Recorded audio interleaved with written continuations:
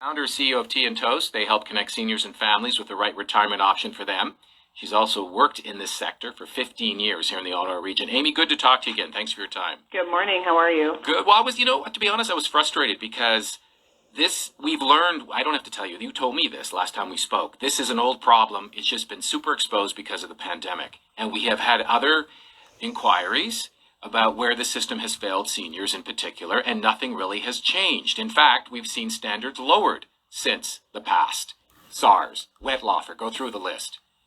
Yeah, it's the same stories over and over. I'm concerned about, you mentioned it, waiting to September to do this inquiry, and why aren't we doing it sooner? Yes, we're in the pandemic, but that doesn't mean, we're multitasking for everything else. We should probably be looking at this sooner rather than later. Well, and to be honest, I'm just going to correct you. It's not an inquiry; it's called a commission. So it's political appointees. Okay. You see, and I'm separating it because it's important that people realize this. This is not the public inquiry where there are parties who are interested in this. These are going to be people. Yes, they'll be qualified, but again, it's going to be an appointee of in this particular case, the Ford government. So we need to do more. We have learned from our past mistakes, but then again, we haven't because nothing has changed. And then they're slipping away from the headlines now. These stories are going further and further down because the economy is reopening, we have beautiful weather, and we're worried about a second wave and lack of testing now.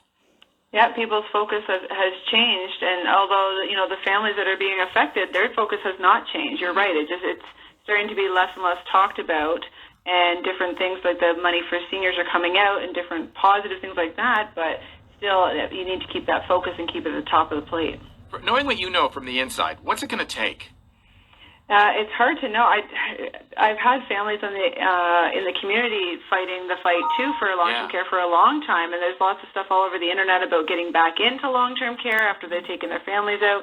I don't know what it's going to take. People have been on top of this forever. Yeah, and we always talk about how great our healthcare system is, and I know it's not the same thing.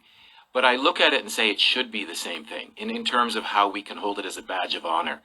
These are the people in these homes who built our society, who contributed to years into that healthcare system. And I get it. We have to separate the two for the moment, but I think we need to use it as the model. And it means throwing more money at it. But and again, it comes down to the same way we're not going to see two-tier healthcare in the true, no politician's going to stand up and say, this is what I stand for, two-tier, because it's political suicide. Because, thanks to Tommy Douglas and company, we have a system that means that no one will lose their house. However, we are losing lives in a system that is post-healthcare, because a lot of people end up in hospital and then they can no longer live at home. And we go into homes where we're supposed to care for them. Why can't we hold the same standards that we do to our hospital sector in the home care sector? Do you have an answer to that, Amy? Well, I just don't know why we would keep cutting from the sector. Like you said, we keep cutting on staffing and funds and whatnot, and then, they're looking at private versus public and all this, and the bottom line is, regardless, across the board, everybody is cutting costs, and why is it always this sector that gets cut? And you're right, the seniors built our country. Why don't we show them that we want to take care of them and put things in place so that they are properly cared for? I just hope that the politicians keep their end of the bargain where they say they're going to have this review, this commission, and maybe prove me wrong, and I'll be happy with that. I'll stand up and say I was wrong, but I think we need to keep this story alive. I think we do too. I agree. All right, Amy, any advice for families as they ponder the future of their elders in the family? I would say always keep asking questions. There's lots of families in different situations now, but keep an open mind, but keep, asking questions, and don't take in everything on the negative side. Make sure that they're also looking at the other variables as well, because the industry as a whole is not gone. It's not thrown out. It's just a matter of making sure you can navigate it properly. Is this a true statement? You must advocate on behalf of your loved one? 100%. Because you can't rely on the system alone. Even those who are so loyal, the PSWs, the nurses, and so on, there's not enough there. The staffing levels, PPE issues we've learned about, the list is long.